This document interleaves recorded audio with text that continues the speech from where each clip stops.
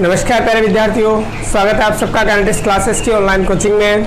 हम पढ़ रहे थे क्लास 12 की फिजिक्स और इलेक्ट्रिक चार्ज नाम से जो टॉपिक है वो हम लोग कंप्लीट करके आ चुके हैं, यानी कि विद्युत आवेश हमने पूर्ण रूप से कंप्लीट कर लिया है। आगे हमारा टॉपिक क्या है, तो नेक्स्ट हम पढ़ेंगे कूलाम का नियम। नेक्स्ट जो हमारा टॉपिक है वो क्या है, कूलाम का नियम। अच्छा टॉपिक है और इम्पोर्टेंट टॉपिक है, न्यूमेरिकल बेस्ड टॉपिक है, बहुत सारे न्यूमेरिकल्स यहाँ पर कंप्लीट होते हैं। तो ये हम लोग पढ़ेंगे कूलाम्स लॉ। तो स्टार्ट करें कूलाम्स लॉ। उससे पहले आपको एक टॉपिक पढ़ाते हैं जिससे हमें कूलाम का नियम समझने में बहुत ज़्यादा आसानी रहेगी। ठीक है, तो देखिए स्टार्ट करते हैं। एक टॉपिक बल सुना है आप सबने और अनुभव भी किया है, पढ़ा भी है। क्या है, फोर्स यानी कि बल। किसी भी वस्तु पर या किसी भी ऑब्जेक्ट पर अगर आपको बल लगाना है तो आप क्या करते हो। आपने सुना है किसी भी वस्तु को खींचना या दबाना जो है, पुश करना या पुल करना क्या होता है, फोर्स होता है। ये 9th क्लास में 11th क्लास में हम लोग डिटेल में पढ़ के आ चुके हैं कि बल क्या होता है। किसी भी वस्तु को खींचना या दबाना ही क्या होता है, बल होता है। किसी भी ऑब्जेक्ट पर या वस्तु पर यह बल लगता किस तरीके से है, तो ये दो टाइप से ये बल लगता है। कितने टाइप से लगता है, दो टाइप से बल लगता है। कौन कौन से, चलिए स्टार्ट करते हैं हम लोग। पहला तरीका किस तरीके से लगा सकते हो आप, कि मान लो ये बोर्ड पे मुझे फोर्स अप्लाई करना है, इस पर बल लगाना है, तो क्या करूंगा मैं कि इस पर बल लगाने के लिए इसको धक्का मारूंगा, यानी कि इसको हाथ से क्या करूंगा मैं, टच करूंगा। पुश करने के लिए, पुल करने के लिए मुझे इसको हाथ से टच तो करना पड़ेगा, बिल्कुल करना पड़ेगा। तो एक तरीका तो ये हो गया कि हम लोग किसी वस्तु को स्पर्श करें, वस्तु को क्या करें, हम लोग स्पर्श करें, तब उसके ऊपर हम लोग बल लगाएं। यानी कि वस्तु को स्पर्श करके जो बल लगता है वो होता है आपका संपर्क बल। उसको हम लोग क्या कहते हैं, संपर्क बल। क्या कह सकते हो आप उसको, कॉन्टैक्ट फोर्स। कॉन्टैक्ट फोर्स यानी कि संपर्क बल। किस बल को कहोगे संपर्क बल, वे सभी बल जिन्हें लगने के लिए वस्तु को स्पर्श करना पड़ता है या वस्तु को टच करना पड़ता है, वो सब क्या होते हैं, हमारे संपर्क बल होते हैं, यानी कि कॉन्टैक्ट फोर्स होते हैं। एग्जाम्पल क्या बता सकते हो आप, सर फ्रिक्शन फोर्स, याद करो, फ्रिक्शन फोर्स यानी कि घर्षण बल। फ्रिक्शन फोर्स यानी कि घर्षण बल। कैसे, तो फ्रिक्शन फोर्स, मान लो इन दो ऑब्जेक्ट्स के बीच में मुझे फ्रिक्शन कराना है, तो क्या करूंगा मैं, इन दोनों को कांटेक्ट में लेकर के आता हूं, टच इनको करता हूं। विदाउट टचिंग फ्रिक्शन पॉसिबल नहीं है। तो क्या करेंगे हम लोग, फ्रिक्शन फोर्स लगाने के लिए वस्तु को क्या करना पड़ता है, स्पर्श करना पड़ता है। इसलिए फ्रिक्शन फोर्स किसका एग्जाम्पल हो गया, संपर्क बल का एग्जाम्पल हो गया, यानी कि उस बल का एग्जाम्पल हो गया जिसमें वस्तु को स्पर्श करना पड़ता है।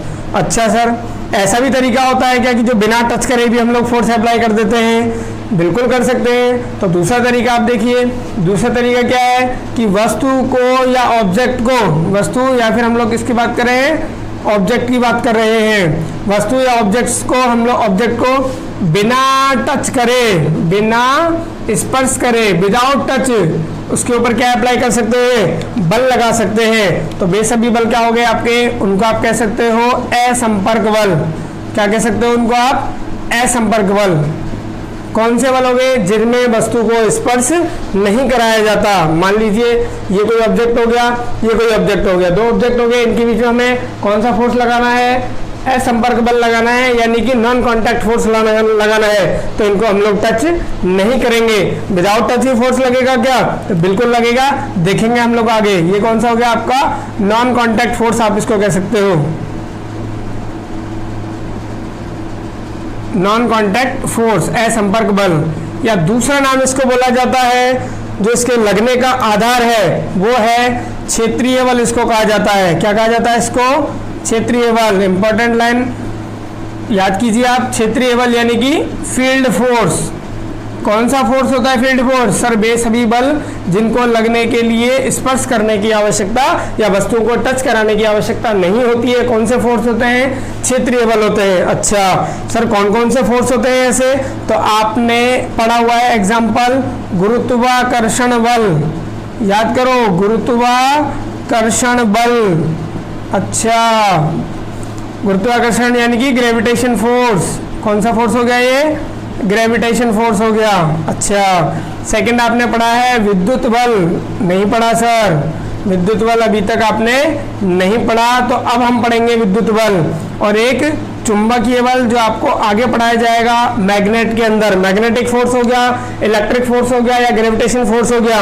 ये किस टाइप के एग्जाम्पल है? तो ये नॉन कॉन्टैक्ट फोर्स के एग्जाम्पल है, यानी कि क्षेत्रीय बल या फील्ड फोर्स के एग्जाम्पल है। देखिए आप पढ़ के आए हो, m1 एक द्रव्यमान है, m2 एक द्रव्यमान है। बिल्कुल सर, दोनों कुछ दूरी पर रखे हुए हैं, बिल्कुल पढ़ के आए हैं। तो इनके बीच में बल लगता था, नहीं लगता था? बिल्कुल लगता था।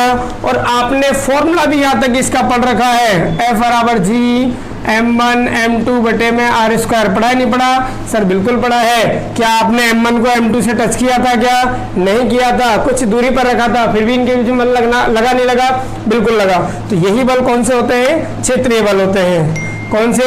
द्रव्यमान द्रव्यमान के बीच में लगने वाला। अच्छा सर, ये लगते कैसे हैं? इनका आधार क्या है? तो इनका आधार आप लोग याद करिए कि ये उन्हीं वस्तुओं के बीच में लगते हैं जिनके क्षेत्र समान होते हैं। जिनके क्षेत्र यानी कि फील्ड सेम होते हैं। फील्ड क्या होते हैं? इनके क्षेत्र समान होते हैं। जिन वस्तुओं के क्षेत्र समान होते हैं, जिन ऑब्जेक्ट्स के फील्ड सेम होते हैं, उनके बिटवीन ही ये अप्लाई होते हैं। कि मान लो ये कोई ऑब्जेक्ट है, ये कोई ऑब्जेक्ट है, दोनों के बीच में बल कब लगेगा? जब इसका फील्ड और इसका फील्ड दोनों का क्या होगा? दोनों फील्ड सेम होंगे।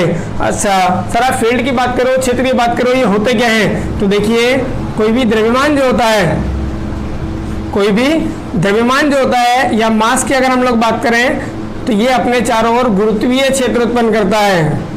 कौन सा क्षेत्र उत्पन्न करता है? गुरुत्वीय क्षेत्र, यानी कि ग्रेविटी फील्ड ये जनरेट करता है। अच्छा सर, बात करें हम लोग आवेश की, और कौन से आवेश की? तो आपको मालूम है कि हम पढ़ रहे हैं इलेक्ट्रोस्टैटिक्स यानी कि स्थिर विद्युत की। तो हम लोग बात करेंगे रुके हुए आवेश की। कौन सा आवेश है? रुका हुआ आवेश है, यानी कि रेस्ट पोजीशन पर चार्ज है। और रेस्ट पोजीशन पर अगर कोई चार्ज है तो वो अपने अराउंड क्या जनरेट करेगा? वो केवल विद्युत क्षेत्र उत्पन्न करेगा। रुका हुआ आवेश अपने चारों ओर केवल विद्युत क्षेत्र यानी कि इलेक्ट्रिक फील्ड जनरेट करेगा। ये छोटी छोटी चीजें आप याद रखिएगा कि आवेश अगर रुका हुआ है, रेस्ट पोजीशन पर है, तो वो केवल विद्युत क्षेत्र इलेक्ट्रिक फील्ड जनरेट करेगा। क्या होता है? बिल्कुल टेंशन मत लीजिए, जिस दिन कूलाम का नियम आपका कंप्लीटली न्यूमेरिकल के साथ में खत्म हो जाएगा, उसके बाद हम लोग स्टार्ट करेंगे विद्युत क्षेत्र या विद्युत क्षेत्र की तीव्रता। बहुत डिटेल में भी उसको पढ़ेंगे। वहीं अगर हम बात कर रहे थे कि अगर मैग्नेट हुआ, कोई चुंबक अगर है, तो चुंबक या मैग्नेट अपने चारों ओर क्या जनरेट करती है? तो वो मैग्नेटिक फील्ड जनरेट करती है, यानी कि वो चुंबकीय क्षेत्र उत्पन्न करती है। वो क्या करती है? अपने चारों ओर चुंबकीय क्षेत्र। तो आपको क्षेत्र के बारे में क्या पता लगा कि द्रव्यमान जो होता है वो केवल गुरुत्वीय क्षेत्र, रुका हुआ आवेश विद्युत क्षेत्र, और चुंबक जो होती है वो चुंबकीय क्षेत्र। बल्कि हम लोग बात कर रहे थे कि मान लीजिए कोई 5 किलोग्राम का पत्थर है। अच्छा, ये हमने इसके पास में कोई चुंबक रख दी। अच्छा, तो क्या इन दोनों के बीच में बल लगेगा क्या? तो आप लोग देख लीजिए खुद, क्या चेक करोगे कि सर द्रव्यमान जो है वो तो अपने चारों ओर गुरुत्वीय क्षेत्र रख रहा है। अच्छा, और जो आपका चुंबक है वो क्या रखेगा अपने चारों ओर? सर चुंबकीय क्षेत्र रखेगा। अच्छा, तो क्या बल लगेगा क्या? सर आप तो कह करके आए तो कि बल जब लगता है जब दोनों वस्तुओं के क्षेत्र क्या होते हैं? समान होते हैं। तो यहाँ पर क्षेत्र सेम है क्या? सर बिल्कुल नहीं है। तो बल लगेगा क्या? तो नहीं लगेगा। आप लोग खुद भी देखते हो कि पत्थर चुंबक से अट्रैक्ट या रिपल होता है क्या? आकर्षित या प्रतिकर्षित होता है क्या? सर कैसी बात करते हो? बिल्कुल नहीं होता।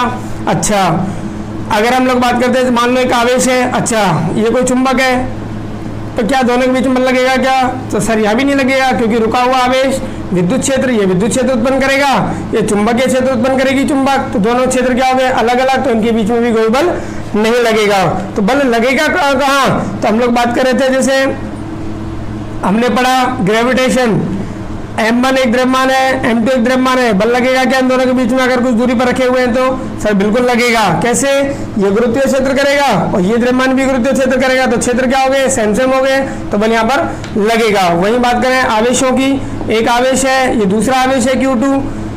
Q1 Q2 दो आवेश हो गए। अच्छा बल लगेगा क्या सर, ये विद्युत क्षेत्र, ये आवेश भी अपने चारों ओर विद्युत क्षेत्र, क्षेत्र क्या हो गए समान हो गए, तो यहाँ पर भी बल लग जाएगा। वही हम लोग आपने अनुभव भी किया है, चुंबकों के बीच में बल लगता है नहीं लगता सर, चुंबक चुंबकीय क्षेत्र, दूसरा चुंबक भी चुंबकीय क्षेत्र, क्षेत्र समान हो गए तो यहाँ पर भी क्या लगता है बल। ये तो आपने प्रैक्टिकली भी देख रखा है कि एक मैग्नेट लो दूसरा मैग्नेट लो तो दोनों के बीच में क्या लगता है, बिना टच करे भी आपको एक हाथ पे फोर्स का अनुभव हो जाता है। देखा होगा आपने कि बिना टच करे भी आपको इस तरीके से या इस तरीके से रिपल्सन जो है हम लोग देखते हैं, ठीक है। यानी कि मैग्नेट में आवेश में या द्रव्यमान में बल क्यों लगता है, क्योंकि इनके क्षेत्र क्या होते हैं समान होते हैं। तो आगे हम लोग क्या पढ़ने वाले हैं, डिटेल में हम लोग पढ़ेंगे केवल क्या, विद्युत बल। आगे जो हमारा टॉपिक है वो क्या रहेगा, विद्युत बल यानी कि इलेक्ट्रिक फोर्स। कहां पर अप्लाई होता है, रेस्ट पोजीशन पर अगर दो चार्ज है तो उनके बिटवीन अप्लाई होता है, क्योंकि और बिना टच करे फोर्स से अप्लाई होता है। कौन सा फोर्स है, क्योंकि क्षेत्रीय बल है, इनका फील्ड सेम होने के कारण अप्लाई होता है। तो देखिए जो स्टूडेंट्स हमने क्या पता लगाया, तो हमने देखा कि सर इलेक्ट्रिक फोर्स के बारे में हम लोगों ने पता लगाया, यानी कि विद्युत बल के बारे में हमने क्या पता लगाया। देखिए विद्युत बल के बारे में हमने पता लगाया है कि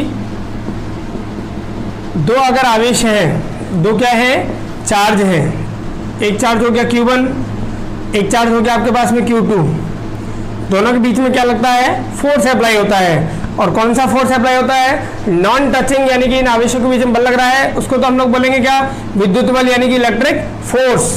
रेस्ट पोजीशन पर चार्ज है सर, ये इलेक्ट्रिक फील्ड जनरेट करेगा, बिल्कुल करेगा, यानी कि विद्युत क्षेत्र उत्पन्न करेगा। और ये वाला चार्ज भी क्या है, रेस्ट पोजीशन पर है, ये भी क्या करेगा, इलेक्ट्रिक फील्ड यानी कि विद्युत क्षेत्र उत्पन्न करेगा। क्षेत्र क्या हो गए समान हो गए, बल लगेगा, बिल्कुल लगेगा सर, बिल्कुल लगेगा। अच्छा अब हमें बताना है कि ये बल जो लगेगा, इलेक्ट्रिक फोर्स जो अप्लाई होगा, इसका नेचर कैसा है, इसका नेचर कैसा है, इसकी प्रकृति कैसी है, कैसा बल लगेगा। बल मतलब कैसा कि अट्रैक्शन होगा या रिपल्सन होगा, आकर्षण होगा या प्रतिकर्षण होगा। प्रकृति के बारे में अगर हमको पता लगाना है तो प्रकृति डिपेंड करती है इन आवेशों की प्रकृति पर कि ये दोनों आवेश किस तरीके के हैं। तो देखिए क्वेंडिस नामक वैज्ञानिक ने ये बताया, क्वेंडिस नामक वैज्ञानिक के अनुसार कि मान लो कि ये कोई आवेश है Q1, ये कोई आवेश है Q2, ये प्लस का Q1, ये भी क्या है प्लस का, दोनों को टच नहीं किया हुआ है, दोनों को कुछ दूरी पर रखा गया है, विदाउट टचिंग फोर्स है, टच नहीं करना है आपको। कौन सा बल अप्लाई होगा, तो प्लस प्लस, यानी कि हम लोग बात करें सजातीय प्रकृति के आवेश।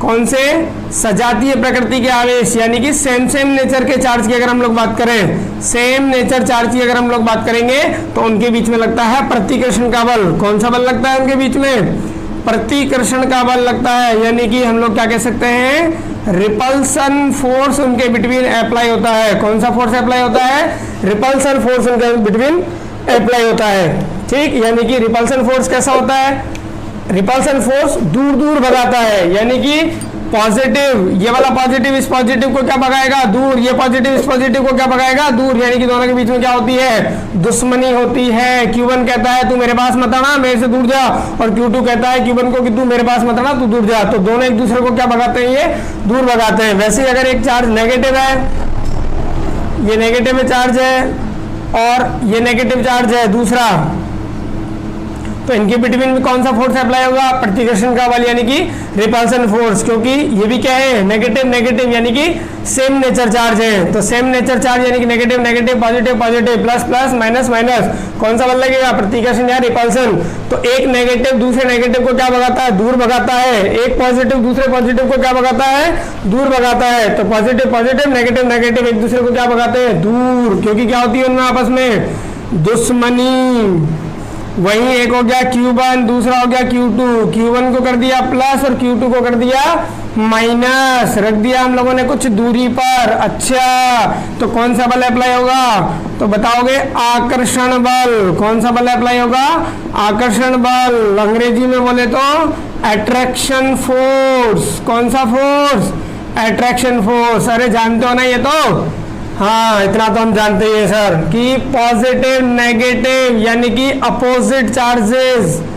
अपोजिट चार्जेस का मतलब क्या हो गया, विपरीत आवेशों के मध्य विपरीत प्रकृति के आवेशों के मध्य कौन सा बल लगता है? आकर्षण का बल लगता है या अट्रैक्शन का फोर्स अप्लाई होता है? सर अट्रैक्शन मतलब ये पॉजिटिव, ये एक चार्ज कहता है माइनस को कि तू मेरे पास आ जा, और ये माइनस कहता है प्लस को कि तू भी मेरे पास आ जा। तो ये दोनों एक दूसरे को क्या करते हैं?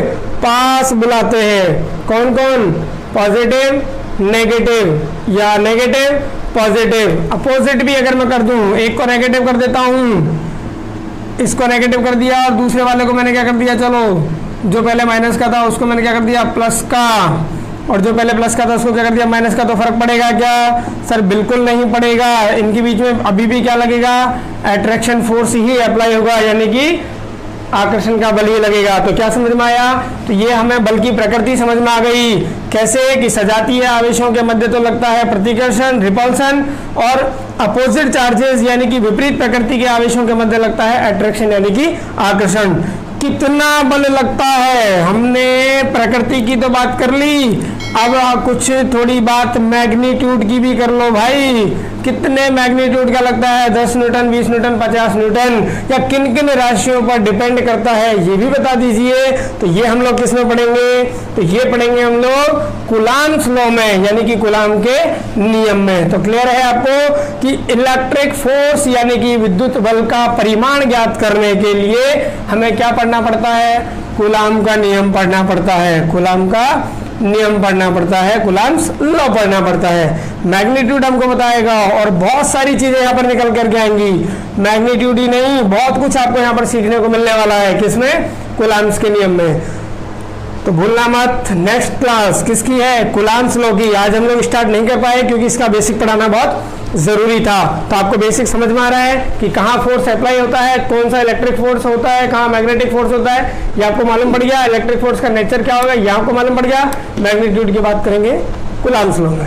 तब तक के लिए बाय बाय, टाटा, नमस्कार। देखते रहिए काइनेटिक्स क्लासेस और पढ़ते रहिए हमारे साथ। हमारे चैनल को ज़्यादा से ज़्यादा शेयर कीजिए, सब्सक्राइब कीजिए, ज़्यादा से ज़्यादा फैला दीजिए अपने फ्रेंड्स में, ताकि वो भी हमारे साथ पढ़ चुके हैं और स्टार्ट कर सकें हमारे साथ में क्या?